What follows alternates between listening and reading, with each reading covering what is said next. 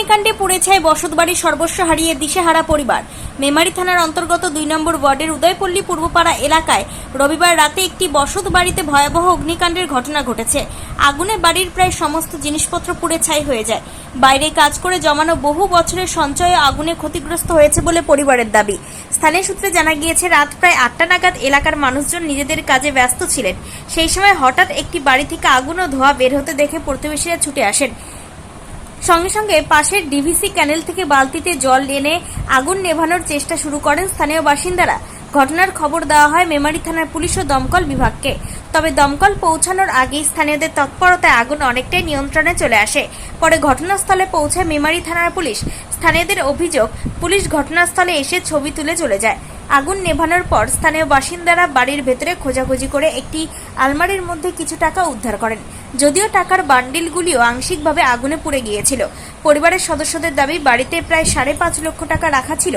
এছাড়াও ঘরের আসবাবপত্র, জামাকাপড়, নথিপত্র সহ বহু মূল্যবান সামগ্রী আগুনে নষ্ট হয়ে যায়।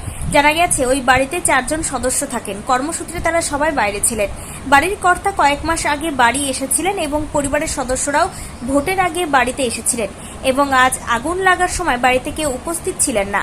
আগুন লাগার সঠিক কারণ এখনো জানা যায়নি। প্রাথমিকভাবে শর্ট সার্কিটের কারণে আগুন লেগে থাকতে পারে বলে মনে করা হচ্ছে।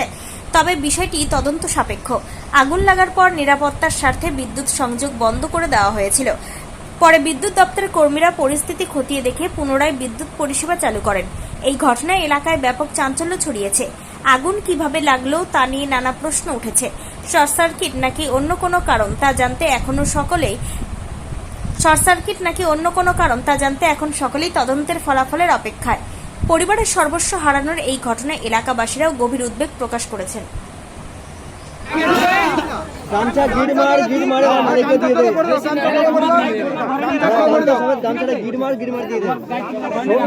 টেনশন করো না, টাকা যখন ভালো টাকা আছে, এখানে আছে, এখানে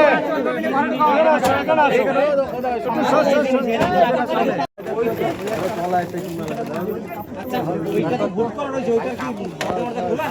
আর ওর ভিতরে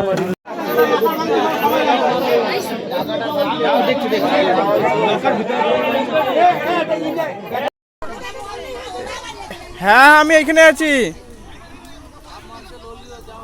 ফোন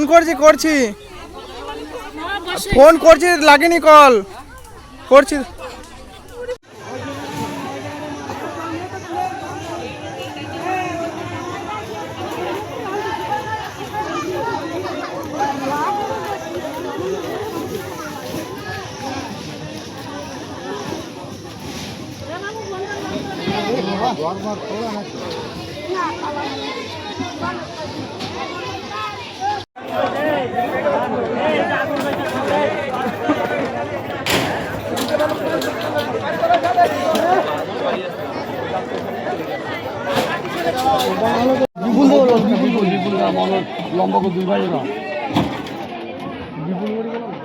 জল দে চাকল জল দেবে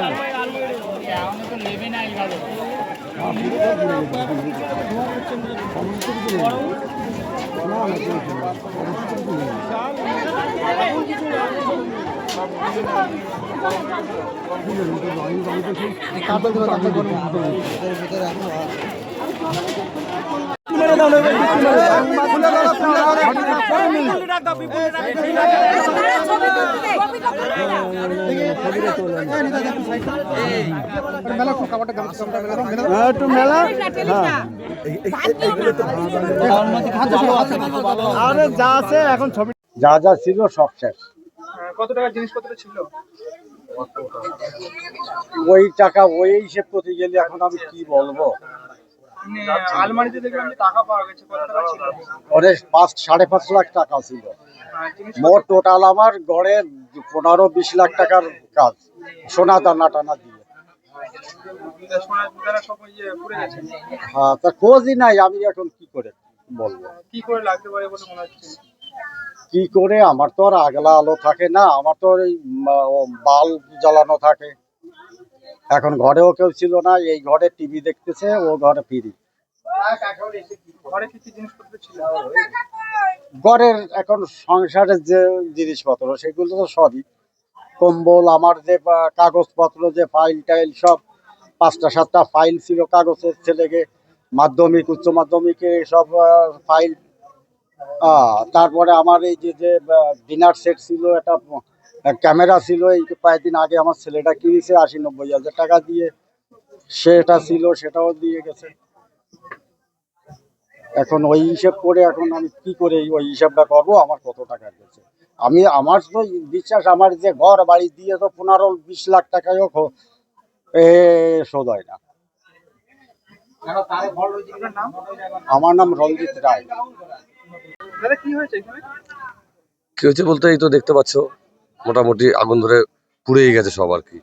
কিছুই একটা নাই। বাড়িতে যা কন্ডিশন, মোটামুটি কিছু নেই এই বাড়িতে, একদম পুরো ভস্ম হয়ে গেছে একদম, যেমন ছাই ভস্ম হয়ে যায় সেরকম ভাবেই পুড়ে গেছে একদম।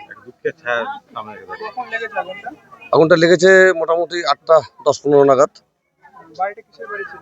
বাড়িটা ছিল হচ্ছে টিনের বাড়ি।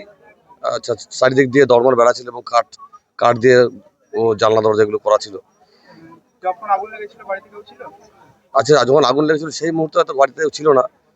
এবার এটা কিভাবে হয়েছে সে আমরা বলতে পারছি না, সাধারণ মানুষও বলতে পারছে না, বাড়ির লোকও বলতে পারছে না কিভাবে এটা হলো। শর্ট সার্কিট হতে পারে, এবং বাড়িতে মহিলারা যে সন্ধ্যা প্রদীপ দেয়, সেই সন্ধ্যা প্রদীপ দিয়ে অন্তত সেই প্রদীপ জেলে রাখা, সেই প্রদীপ থেকেও সম্ভাবনা হতে পারে, যেহেতু কাঠের ঘর, কিভাবে এটা হলো। থানায় খবর দেওয়া হয়েছিল? হ্যাঁ, থানায় খবর দেওয়া হয়েছে এবং পুলিশ প্রশাসন এসছে, এখানে আছে অলরেডি। দমকলে খবর দেওয়া হয়েছিল? হ্যাঁ, দমকলও খবর দেওয়া হয়েছিল, কিন্তু দমকলে ওরা পৌঁছানোর আগেই আমাদের এখানকার মানুষ, গ্রামের মানুষ সবাই অন্তত যেভাবে যে পেরেছে, বালতি, ঘটি, বিভিন্ন রকম গ্রামের মানুষকে বসে থেকে সবাই তাদের সাহায্যেই আগুনটা নিয়ন্ত্রণে এসেছে। এখন আগুন নিয়ন্ত্রণে? এখন আগুন নিয়ন্ত্রণে আছে, মোটামুটি পরিষ্কার আগুনটা নিয়ন্ত্রণে এসে গেছে এখন। কি থেকে লাগতে পারে? দেখুন, আমরা সাধারণত সম্ভবত শর্ট সার্কিট হওয়ার চান্স আছে, বা প্রদীপ থেকেও আসতে পারে, কারণ আমাদের হিন্দু ধর্মের ঘরে প্রদীপ প্রজ্বলন হয়। ক্ষয়ক্ষতি কি হয়েছে?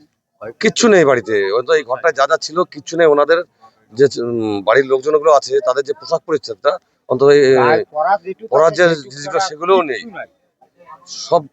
সবকিছু একদম। এবং আলমারিতে কিছু টাকা পয়সা ছিল, সেই টাকা পয়সাগুলো হয়তো পুড়ে গেছে। ওদের যে কাগজপত্র গুলো ছিল, সেই কাগজপত্র গুলো পুরো পুরো ছাই হয়ে গেছে, কিচ্ছু নেই একদম পুরো। বাড়িতে কে থাকতেন? এই বাড়িতে থাকতেন তো আমাদের রঞ্জিতদা থাকতেন, রঞ্জিতার ওয়াইফ থাকতেন, এবং সঙ্গে 2টো ছেলে থাকতেন।